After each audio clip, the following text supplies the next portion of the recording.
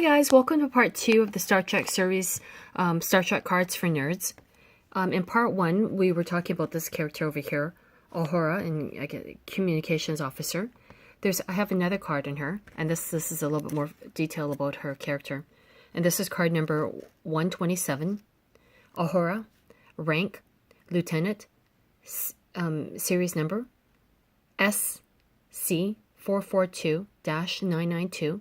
Duties, Communications Officer. Home, United States of Africa. Earth. Education, Starfleet Academy.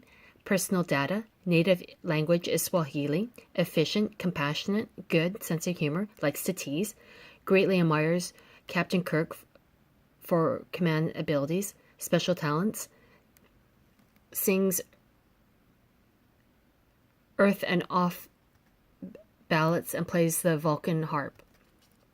So it's very interesting how they say United States of Africa. That's where her home is. Right? The little details, because they have to somehow, I guess, describe the ethnicities or the ethnic background of the characters. And then they put United States of Africa, as opposed to saying, I guess, African American. Remember, this is filmed in the 1960s, right?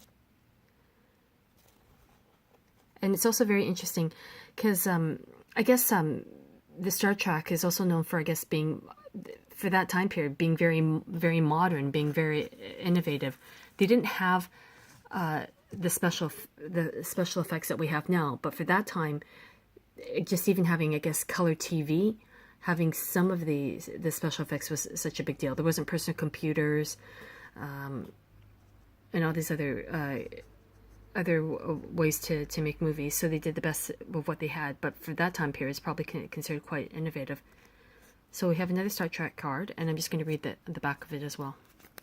So this is Star Trek card number 67, and this is called the Dunes Machine. So this is actually one of the shows. Okay, here we go. So Doomsday Machine.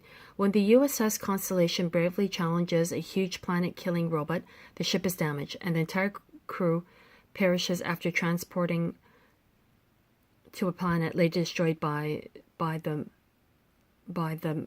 Marauder.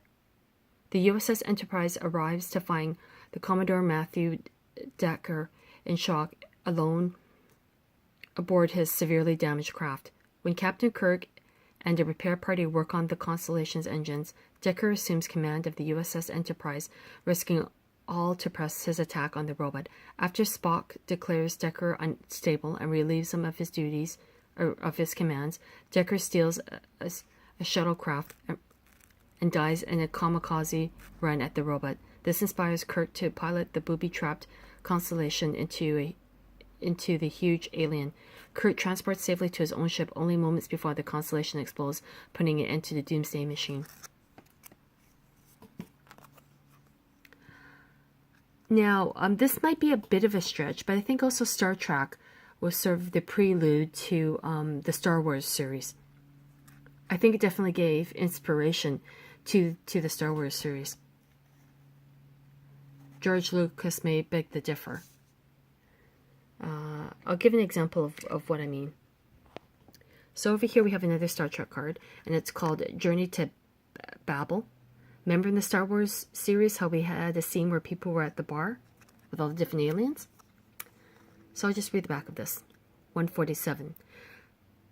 Journey to Babel. This collector plate features the popular episode that introduces Spock's parents, an Ambassador Sarek, a Vulcan, and his wife Amanda, a Terran. The couple are among a contingent of delegates that the Starship Enterprise is ferrying to a conference, and the situation is strained because Spock and his father haven't spoken in nearly 20 years. Now Sarek needs a life-saving operation, and Spock is the only one who can donate the necessary blood. Meanwhile, Sarek is suspected of a murder, and the ship becomes under attack. The episode concludes when another delegate is revealed as the murderer.